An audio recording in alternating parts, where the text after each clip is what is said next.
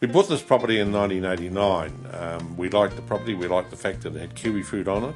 We were farming goats at the time, and we wanted to continue farming goats.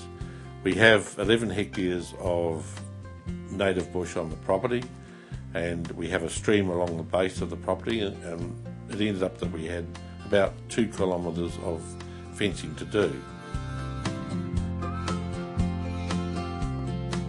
We talked with our fencing contractor and we put up a 9-wire post and batten fence. Where the land was steep or had ruts or anything like that, tracks around the side of it, we bulldozed it. So we had nothing going underneath. On the steep stuff, we put the posts 3 metres apart, and we put battens every metre, so there was 3 battens in between the posts. On the flatter land, we expanded that to 5 metres, and we again just put the 3 battens in, and that was sufficient. 9 wires, post and batten. When you come to a waterway, of course it should be fenced off the same as all waterways should be fenced off for any stock. So you fence it off with the same fencing you're going to use as a boundary fence. If you have a fence going across a river, then you use a swinging gate system. But you make sure that it's heavy enough to that a stock can't lean on it and open it.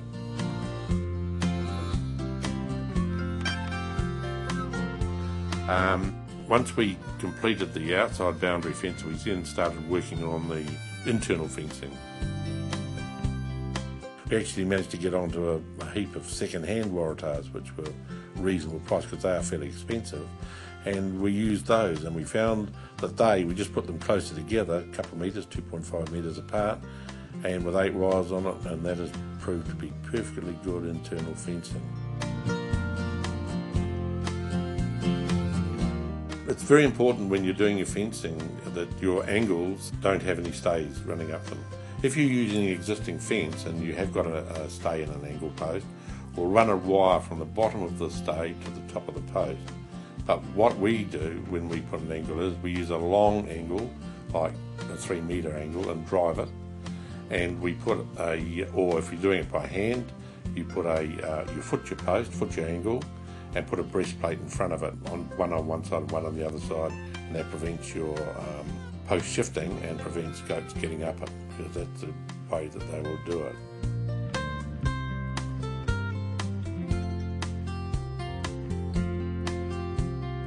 But it's very important when you, particularly on steeper contoured land as we have on this farm, that you make sure that your bottom wires is no more than 75 80 mils max off the ground, because goats will go under and they'll find the gap where it might be 150 and they'll have an attempt at squeezing under. If that was the case, I would be using barbed wire in those situations, and they won't go anywhere near it. They don't like getting pricked, and they'll just keep right away from those areas. The critical thing to do with your wires is to have tensioners on that you can adjust to tighten up whenever you've noticed any slackness in them.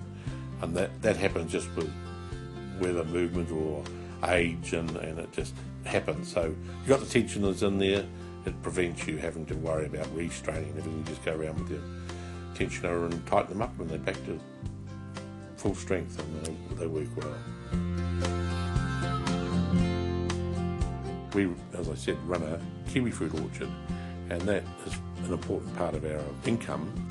While we graze our sheep and our goats in the kiwi fruit orchard, people say to us, how can you do that? You know, they ring bark everything, they're notorious, eat everything. Well, we've never had a problem with ring barking because we provide salt blocks for them. And that, just as long as they've got a salt block in front of them, it tends to take their desire or need for minerals out, and so therefore they don't hurt our kiwi fruit, and we get good crops.